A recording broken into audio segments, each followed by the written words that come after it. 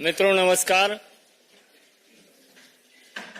अपने बीच भारतीय जनता पार्टी के माननीय राष्ट्रीय प्रवक्ता और सांसद डॉक्टर सुधांशु त्रिवेदी जी आपको संबोधित करेंगे। भ्रष्टाचार का दंश झेल रहे दिल्ली के भारतीय जनता पार्टी के प्रदेश अध्यक्ष माननीय वीरेंद्र सचदेवा जी भी आपको संबोधित करेंगे। मेरा विनम्र निवेदन है माननीय सुधांशु जी से कि आपको संबोधित करें।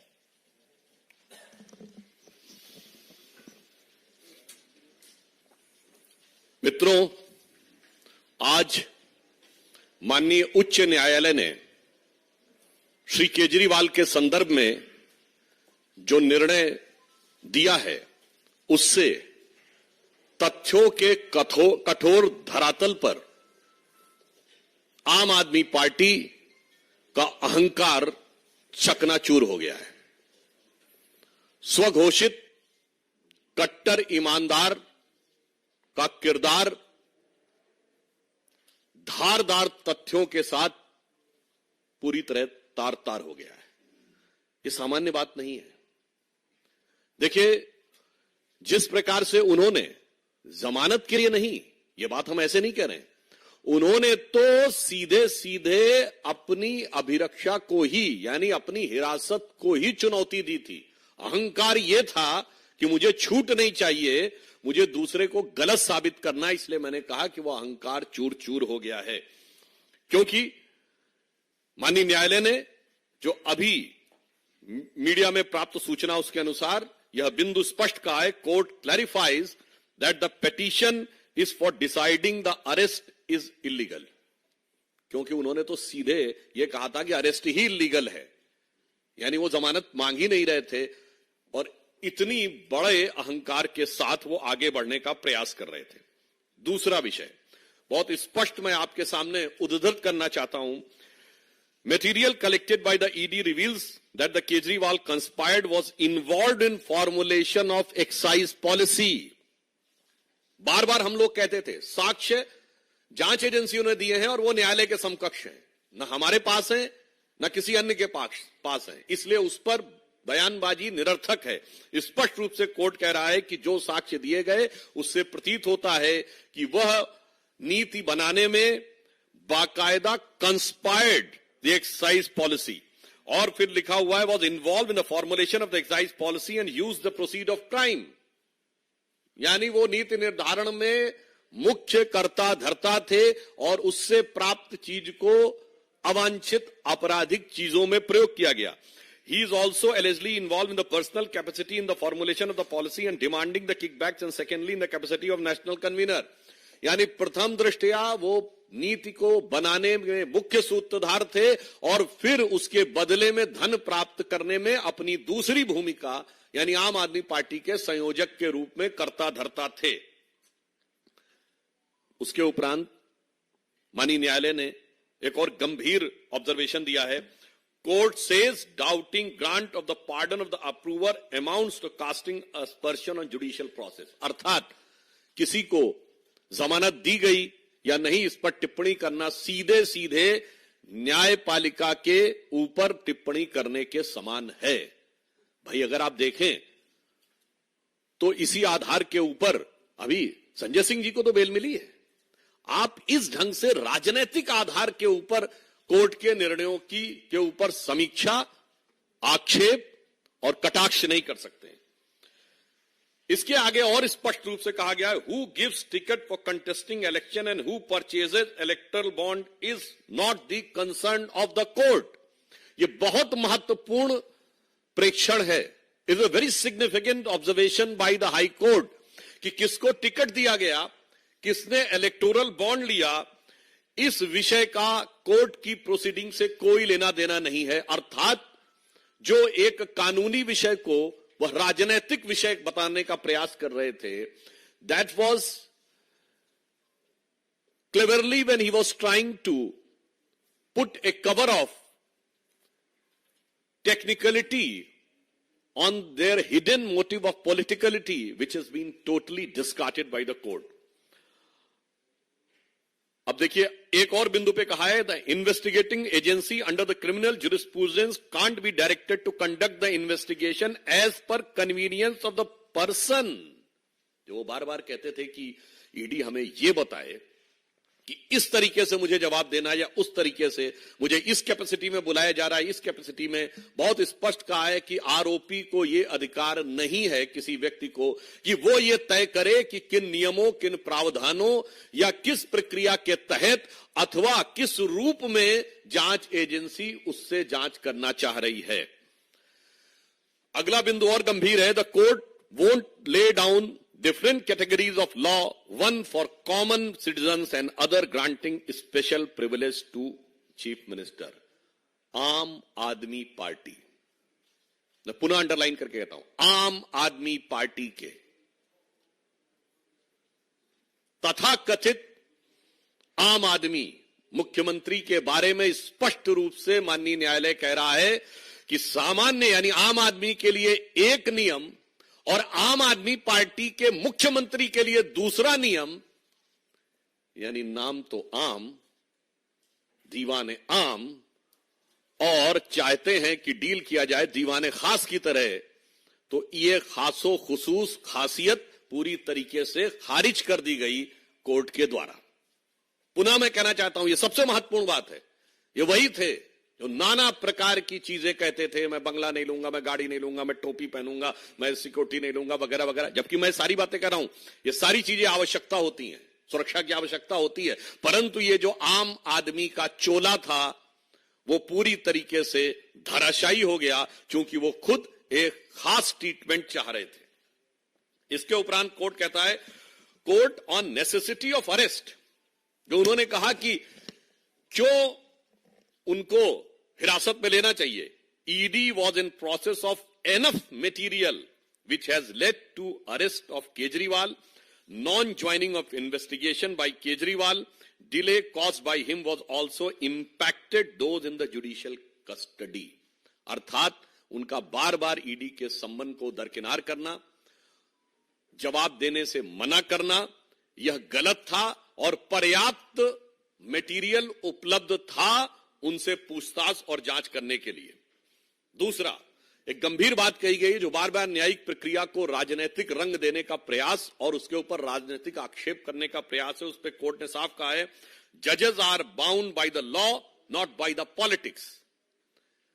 आप उसमें राजनीति करना चाहते हैं, चूंकि आप लगातार 9 सम्मन डिले कर रहे थे, चूंकि आपको पता था कि लोकसभा का चुनाव आने वाला, अनायास नहीं आने वाला था। इसका अर्थ यह हो गया कि आप न्यायिक प्रक्रिया को राजनीतिक दहलीज तक ले जाने का कार्य आप कर रहे थे। कोर्ट ने स्पष्ट कहा है, किसी भी प्रकार की राजनीतिक गतिविधि से न्यायिक प्रक्रिया प्रभावित होने वाली नहीं है, अर्थात टाइमिंग वाली बात ध्वस्त हो गई। देन उसके आगे और उससे गंभीर बात कही है, political considerations can't be brought before court of law.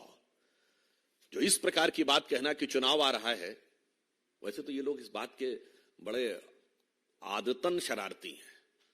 याद करिए 2019 के लोकसभा से पहले कांग्रेस पार्टी के नेता भी वकील का चोला ओढ़कर श्री राम जन्मभूमि के मुद्दे पर भी यही कह रहे थे कि चुनाव आ रहा है तो इसको बाद में करिए। आज भ्रष्टाचार के मुद्दे पे चुनाव आने की बात पे कही तो कोर्ट साफ साफ कह रहा है कि किसी भी प्रकार का राजनैतिक संदर्भ न्यायालय के समक्ष देना उचित नहीं है।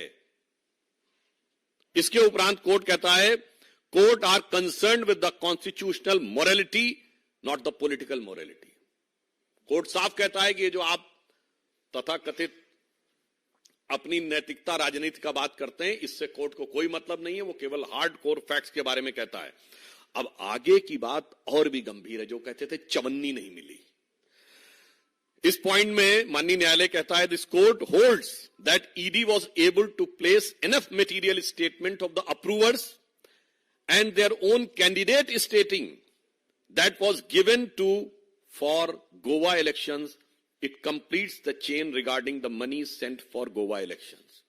यानी जब उनके स्वयं के प्रत्याशी ने यह बयान दिया है कि उसको इसी प्रकार का धन इसी स्रोत से प्राप्त हुआ है, तो यह प्रथम दृष्टया इस संदेह की पुष्टि करता है कि पैसा कहां से आया। जो कहते थे चवन्नी नहीं मिली, अब चवन्नी नहीं, वो करोड़ों का ट्रेल मिल रहा है। इसलिए हम ये बात साफ कहना चाहते हैं कि इंडिया अगेंस्ट करप्शन की अन्ना क्रांति से शुरू हुआ आंदोलन आज के में तब्दील हो गया है, यानी केजरी करप्शन क्रांति में तब्दील हो गया है। एक दशक के अंदर इतना बड़ा पराभव संभवतः भारत की राजनीति में कभी देखने को नहीं मिला होगा। और इसी के साथ एक बात और साफ हो गई है, ये तथाकथित इंडी गठबंधन के नेताओं ने उसी रामलीला मैदान में जहां इंडिया अगेंस्ट करप्शन की क्रांति हुई थी, वहां जिस करप्शन को लेकर रैली की थी, अब साफ हो गया कि केजरीवाल जी विगत 30-35 वर्षों से जेल के अंदर बाहर जाने का जो क्रम चल रहा था, वो तमाम नेता श्री लालू प्रसाद यादव जी से लेके शिबू सोरेन जी से लेके डीएमके के नेता करुणानिधि कनिमोझी ए राजा से लेके अन्य नेताओं से रत्ती भर भी अलग नहीं है। न्यायिक दृष्टि से वो ठीक उतने ही दोषी हैं जितने नेताओं के साथ आज खड़े थे। तो आप सोचिए वो कहां से कहां खड़े हो गए। और उससे ज्यादा गंभीर बात यह है, आज आपने देखा कि तृणमूल कांग्रेस के सांसद जो कि पश्चिम बंगाल में हुई हिंसा को कवर फायर देने के लिए चुनाव आयोग के पास गए थे, तो उनको बचाने के लिए ये मौसेरे भाई आम आदमी पार्टी वाले उनको कवर फायर देने के लिए गए थे। अर्थात इन पार्टियों का चेहरा और चरित्र पूरी तरीके से उजागर हो गया है, जब ये साफ साफ कहा जा सकता है कि आज जो कुछ हुआ है इसने भारत की राजनीति में जन सामान्य के लिए और भारत के प्रबुद्ध नागरिकों के लिए एक प्रश्न छोड़ा है कि कई बार ये नई राजनीति के प्रयोग का छलावरण लेकर जो लोग आते हैं, उनकी अंदरूनी हकीकत क्या होती है, ये पूरी तरीके से आज साफ साफ सबके सामने आ गया है। अब स्पष्ट रूप से इस विषय को लेकर, क्योंकि श्री केजरीवाल जी दिल्ली के मुख्यमंत्री हैं, तो इस संदर्भ में हमारे साथ सचदेवा जी जो दिल्ली के प्रदेश अध्यक्ष हैं, वो इस संदर्भ में अपना विचार रखेंगे। धन्यवाद भाई साहब। भूल गए केजरीवाल कि जिंदगी में जब आप चोरी करते हैं तो उससे कई गुना ज्यादा आपको उसी जिंदगी में चुकाना पड़ता है। आज दिल्ली के करोड़ों लोगों की तरफ से हर दिल्ली वाला एक ही सवाल पूछ रहा है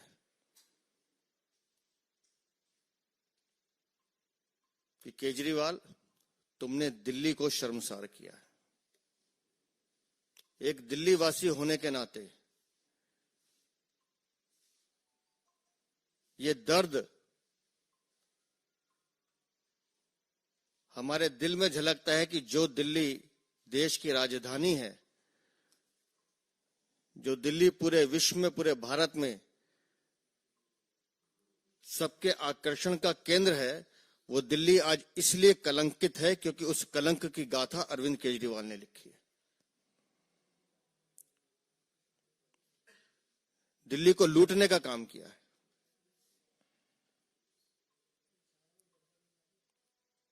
हमारे पास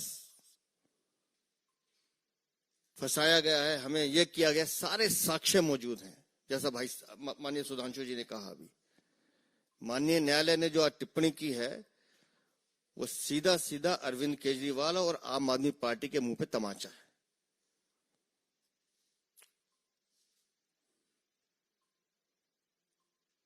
इनके कारनामों ने दिल्ली को शर्मसार किया है।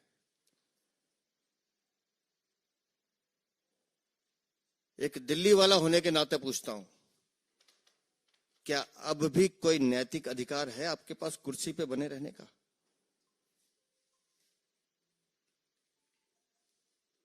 आज जिस तरह से माननीय न्यायालय ने पूरा सच आप सबके सामने रख दिया है, उसके बाद कोई नैतिक अधिकार है आपके पास कि आप कुर्सी पे बने रहें?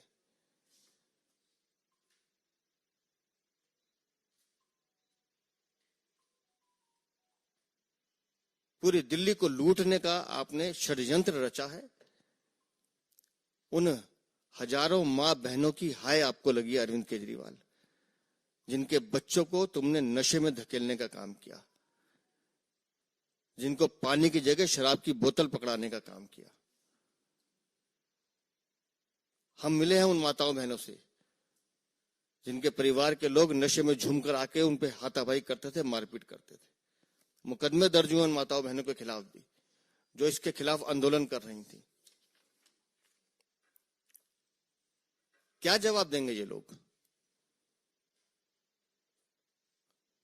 बार बार चिल्लाने से, बार बार झूठ बोलने से झूठ सच नहीं बनता। ये बात आम आदमी पार्टी के सारे प्रवक्ता समझ लें।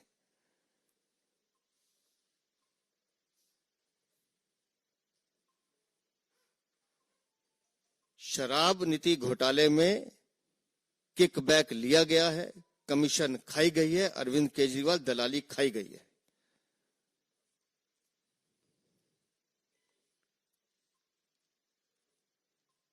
हर बार माननीय न्यायालय की टिप्पणी पर जिस तरह से ये लोग बयानबाजी करते थे, आज उसका भी पटाक्षेप हो गया।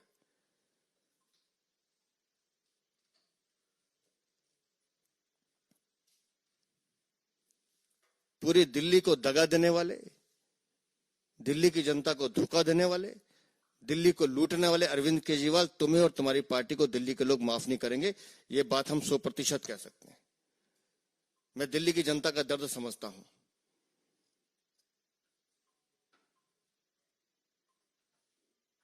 लोग जानते हैं कि लोगों को क्या दिक्कत है। कौन सोच सकता था जी कि मंदिर, मस्जिद, गुरुद्वारा, स्कूल कुछ नहीं छोड़ेंगे, आप सब जगह शराब की दुकानें खोलेंगे।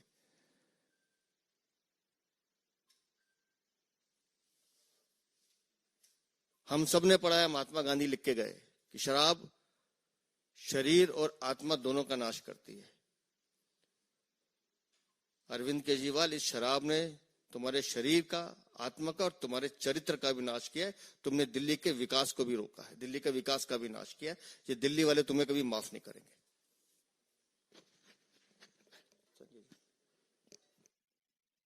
सादर आमंत्रित है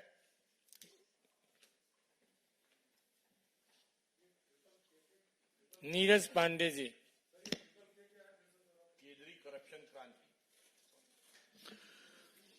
इंडिया अगेंस्ट करप्शन की अन्ना क्रांति से केजरी करप्शन क्रांति। और कोई किसी का प्रश्न?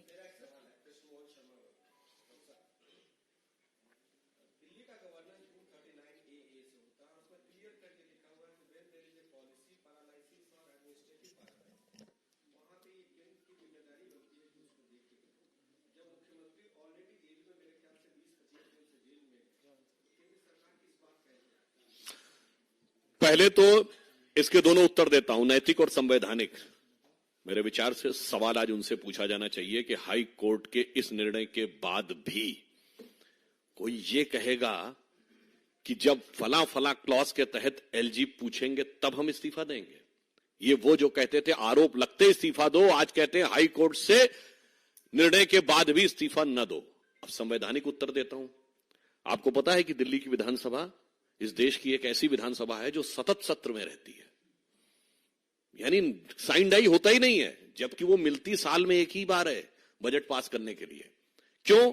क्योंकि अगर साइन डाई कर देंगे यानी सत्रावसान कर देंगे तो उपराज्यपाल से नए सत्र को दोबारा प्रारंभ करने के लिए अनुमति लेनी पड़ेगी। तब राज्यपाल को बोलना होता। जब सत्र में चल रही है विधानसभा तो प्रथम दायित्व विधानसभा अध्यक्ष का बनता है, तदोपरांत राज्यपाल का। तो उनसे पूछिए, जैसे पार्लियामेंट सेशन में होती ना तो आप क्या कहते हैं कि भाई ऑर्डिनेंस नहीं आएगा because parliament in the session, तो the Delhi assembly is in perpetual session. तो भाई नैतिक भी सवाल आपसे है और संवैधानिक सवाल भी आपसे है। बचने की जितनी भी गुंजाइश करिए, बचने का कोई रास्ता अब दिखाई नहीं पड़ रहा है। एक मिनट भाई, तोसी मंडोला यही नहीं।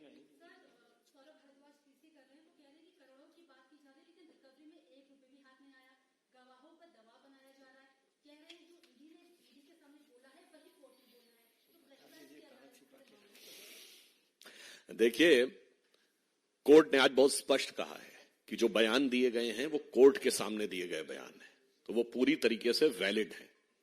और पुनः मैं कह रहा हूं, यही सब तो बातें कहते थे। अभी जो मैंने आपको ऑब्जर्वेशन सुनाया उसमें क्या है कि उनका कहना है कि they are having enough evidence, यानी पर्याप्त साक्ष्य और मटेरियल मौजूद है इस बात पर विश्वास करने के लिए कि वो इन्वॉल्व थे। और कहां रखा है उस पे तो मैं कहना चाहूंगा यही तो पता लगाना है। क्योंकि मैं ऑन द मतलब एक दूसरे ढंग से कहूं, टीवी पर आकर ये कहा गया था ना कि केजरीवाल जी जेल में चले गए, उनका शरीर जेल में है पर आत्मा आप लोगों के साथ है। मुझे लगता है हो सकता है वो आत्मा तो उस पैसे की रक्षा तो नहीं कर रही है आसपास कहीं, जिसकी वजह से उस तक पहुंचना थोड़ा मुश्किल नजर आ रहा है।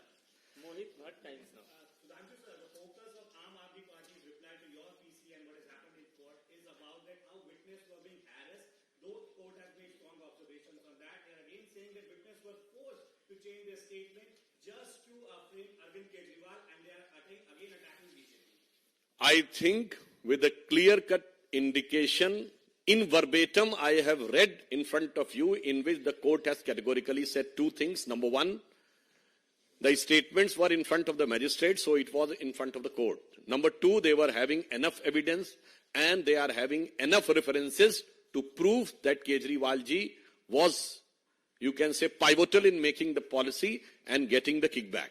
So I think, again, जिसे कहते हैं, मतलब इसको मैं जब तक निर्णय ना आ जाए तो मैं शब्दशः न लिया जाए, पर एक कहावत होती है, चोर चोरी से जाए हेरा फेरी से न जाए। तो मुझे लगता है कि आम आदमी पार्टी को अब कम से कम इस निर्णय के बाद इस प्रकार के अनर्गल बयान देने से बाज आना चाहिए।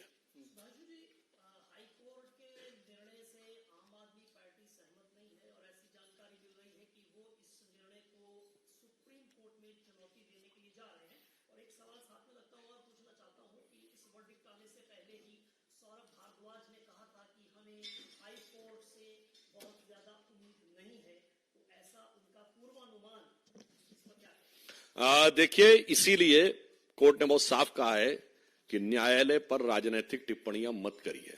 और आपने सहमत की बात कही, इतनी बड़ी लानत मिलने के बाद आपको लगता है कि सहमत होने की जहमत वो उठा सकते थे? तो जो कुछ हो रहा है ये इनएविटेबल था, ये अवश्यंभावी था। परंतु आज मैं कहता हूं, अगर वही कोर्ट संजय सिंह को बेल देता है तो लोकतंत्र की विजय है, और वही कोर्ट केजरीवाल जी को दोषी मानता है तो लोकतंत्र समाप्त है। वही कोर्ट यदि इलेक्टोरल बॉन्ड पे वो निर्णय देता जो उनके अनुकूल लगता है तो लोकतंत्र की विजय है। वही कोर्ट अगर चंडीगढ़ पे वो निर्णय देता है जो वो उनको अच्छा लगता है तो लोकतंत्र की विजय है। वही कोर्ट राहुल गांधी की सदस्यता बहाल करता है तो लोकतंत्र की विजय है। और वही कोर्ट आपको दोषी सिद्ध करता है तो ये कहते हैं कि हमारा अनुमान ऐसा था। वैसे उनके अनुमानों पे क्या क्या कहा जाए वो तो खैर अनुमान उनके 13 साल से सुनते आने, परंतु मुझे लगता है ये राजनीतिक क्षेत्र में नैतिक निर्लज्जता की पराकाष्ठा है। This is nothing but the height of hypocrisy in politics if this type of statement and such a selective comment on the various judgment of the court.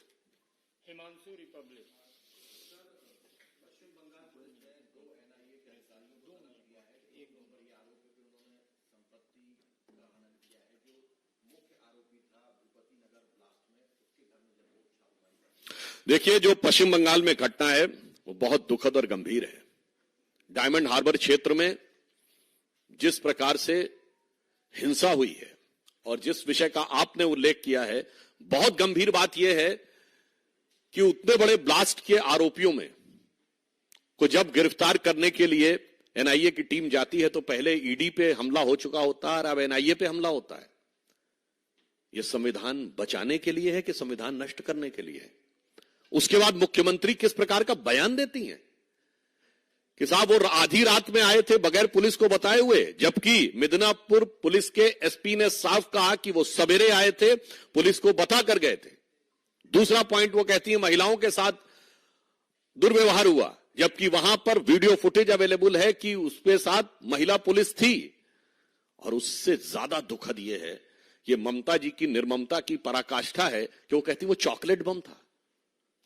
जबकि उसमें जो शव के टुकड़े हैं वो कई 100 मीटर दूर तक मिले, जिसमें उनका एक कार्यकर्ता भी मारा गया है।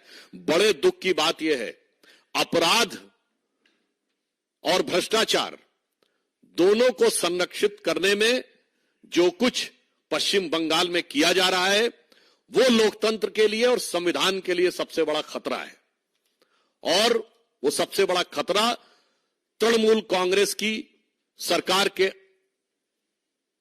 अंडर में मैं कह सकता हूं कि जो परिस्थितियां हैं वो लालू प्रसाद यादव जी के शासनकाल के बिहार और समाजवादी पार्टी के शासनकाल के उत्तर प्रदेश से ज्यादा बुरी स्थितियां सुनियोजित और व्यवस्थित हिंसा के द्वारा पश्चिम बंगाल में हो रही हैं। उससे दुखद बात यह है कि जिस प्रकार से मुख्यमंत्री उनका बचाव कर रही हैं कि शाहजहां शेख का तो बचाव होता है और वहां तक तो ठीक था, अब बम धमाके वालों का भी बचाव हो रहा है। मुझे लगता है बंगाल के साथ, बंगाल की जनता के साथ, बंगाल की जनता के दर्द के साथ इससे ज्यादा दर्दनाक अन्याय नहीं हो सकता। अनामिका रत्ना अंतिम प्रश्न है, इसके बाद प्रश्न नहीं ले पाएंगे, बहुत समय हो चुका है।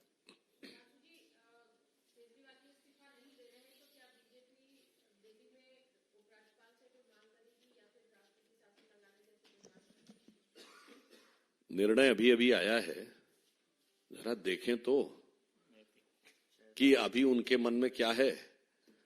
मतलब उनके दिल की हसरत में अभी अपनी कितनी और फजीहत कराना लिखा है, जरा इसका नजारा कर लें, उसके बाद आगे का निर्णय लिया जाएगा। बहुत बहुत